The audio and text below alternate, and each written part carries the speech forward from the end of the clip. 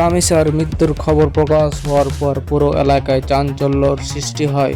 পরিবারের অভিযোগ ছিল এটি স্বাভাবিক মৃত্যু নয়, বরং পরিকল্পিত হত্যা। ঘটনার পর স্থানীয় মানুষ ও সামাজিক যোগাযোগ মাধ্যমে ব্যাপক আলোচনা শুরু হয়। এরপর আইন শৃঙ্খলা বাহিনী বিষয়টি গুরুত্বের সঙ্গে তদন্ত শুরু করে।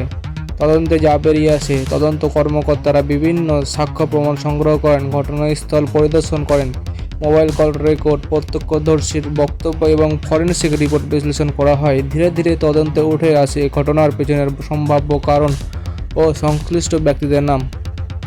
পুলিশের কয়েকজন জিজ্ঞাসাবাদ করে এই গুরুত্বপূর্ণ তথ্য পায় বলে জানায়।